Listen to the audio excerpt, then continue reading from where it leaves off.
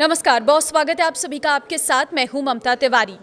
सोना और चांदी जिसकी कीमतें जहां एकदम से बढ़ी तो वहीं अब एकदम से गिर रही हैं। क्या कारण है इसके पीछे, वो सामने आ चुके हैं, इसलिए इस वीडियो को लास्ट तक जरूर देखना। सोना चांदी की कीमतें जिस तेजी से बीते कुछ समय में भागी थी, अब उसी तेज रफ्तार से क्रैश हो रही हैं। खास तौर पर चांदी की कीमतों में तो ग्लोबल कोहराम मचा हुआ है। अंतर्राष्ट्रीय बाजार में सिल्वर प्राइस हाई से 40% तक टूट चुका है, तो भारत में भी ये लगातार क्रैश होती रही है। सिर्फ गुरुवार को ही कॉमेक्स में सिल्वर प्राइस में 20% की बड़ी गिरावट आ गई है और ये सस्ती होकर $64 प्रति औंस पर आ गई है। चांदी जिस तेज रफ्तार से भाग रही थी, उसे देखकर इसे खरीदने में पीछे रह रहे लोग चिंता में थे, लेकिन अब इसमें निवेश करने वाले दाम और बढ़ने की आस से बेहाल हैं, क्योंकि ये हाई पर पहुंचने के बाद हर रोज क्रैश हो रही है।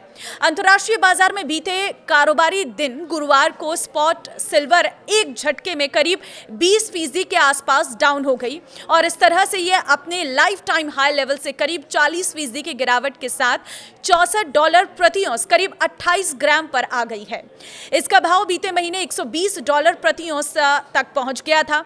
सिल्वर प्राइस में मचे इस ग्लोबल कोहराम का असर भारत में इस कीमती धातु के दाम और तेज गिरावट के रूप में देखने की आशंका जताई जा रही है, जबकि पहले से ही ये दनादन क्रैश हो रही है।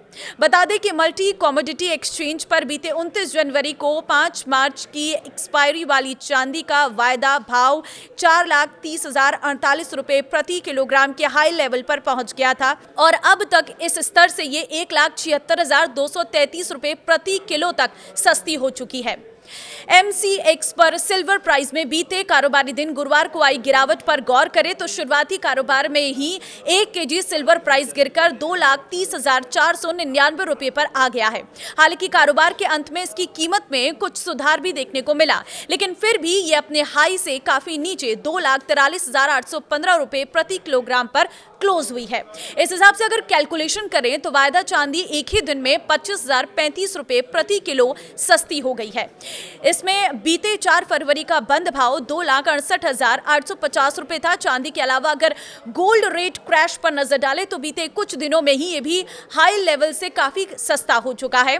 बीते 29 जनवरी को चांदी की तरह ही तूफानी तेजी के साथ भागते हुए 10 ग्राम 24 कैरेट गोल्ड का रेट भी 1,93,096 रुपए पर पहुंच गया था और इस हाई लेवल से MCX पर सोना अब तक 41,025 रुपए सस्ता है। बीते कारोबारी दिन गुरुवार को ये 1,52,071 रुपए पर क्लोज हुआ था। एक चीज गौर करना, सोने चांदी या गोल्ड सिल्वर ETF में निवेश से पहले अपने मार्केट एक्सपर्ट की सलाह जरूर लें। तो आज सोने और चांदी की कीमतों पर दबाव इसलिए है क्योंकि अमेरिका और ईरान के बीच तनाव कम होता दिख रहा है।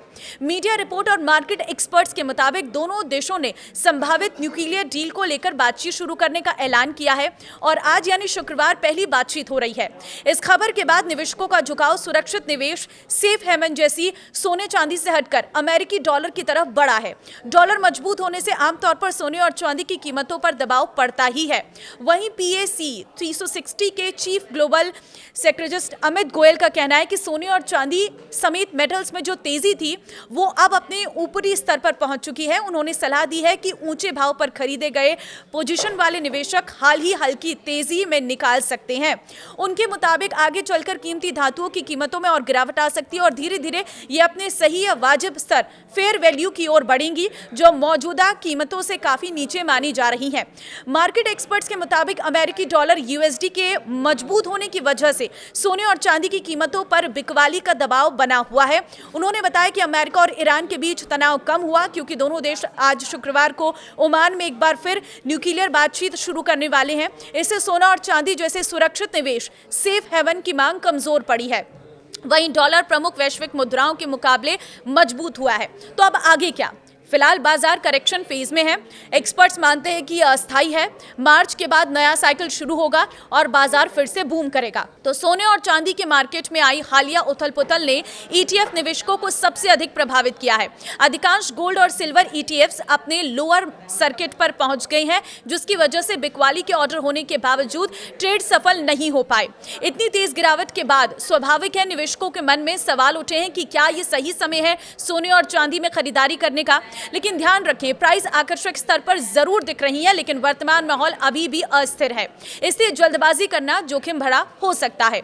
एक्सपर्ट्स के अनुसार पोर्टफोलियो का केवल 10 से 15% हिस्सा ही सोने और चांदी जैसे एसेट्स में होना चाहिए। ये रेशियो मार्केट की अस्थिरता के समय एक प्रभावित हेज का काम कर सकता है। और इसके अलावा फिजिकल सोने और चांदी की तुलना में ETFs अधिक बेहतर माने जाते हैं। हाल ही में इनमें क्रैश जरूर देखा गया है, लेकिन लंबी अवधि में इनकी लिक्विडिटी, सुरक्षा और ट्रांसपेरेंसी निवेशकों के लिए महत्वपूर्ण फायदे प्रदान करती है। भविष्य की बातें यह है कि गिरावट भले ही गंभीर दिख रही हो, लेकिन अधिकांश एक्सपर्ट्स इसे कीमती धातुओं के अंत के रूप में नहीं देख रहे हैं। उनका मानना है कि सोना अभी भी YOY आधार पर ऊंचे स्तर पर बना हुआ है और सेंट्रल बैंक्स की लगातार खरीद, जियोपॉलिटिकल तनाव और ग्लोबल अनिश्चितता जैसे लॉन्ग टर्म सपोर्ट फैक्टर अभी भी पूरी तरह मौजूद हैं। फिर भी इस गिरावट ने एक महत्वपूर्ण सच सामने रखा है कि पारंपरिक सुरक्षित माने जाने वाले एसेट्स भी तब कमजोर पड़ सकते हैं जब मार्केट में रैली चल रही हो और अत्यधिक लिवरेज पोजीशन जुड़ रहे हों।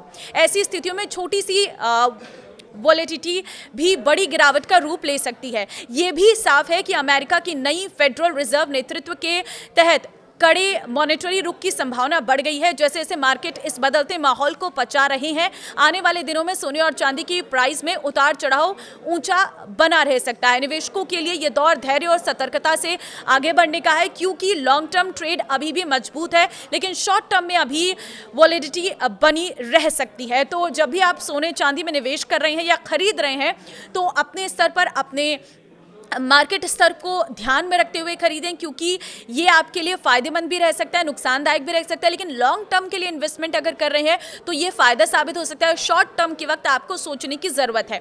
इस वीडियो को शेयर कर देना सभी लोगों के साथ जो सोने चांदी के गहने बनाना चाहते थे, क्योंकि उन लोगों के लिए कहीं ना कहीं ये प्रॉफिटेबल है। दोनों के दाम कम हो रहे हैं तो वो इस समय खरीद भी सकते हैं। फिलहाल अभी के सोने के भाव जो हैं वो आप पूरी तरह से चेक करने के बाद ही सोना खरीदने के लिए जाइएगा।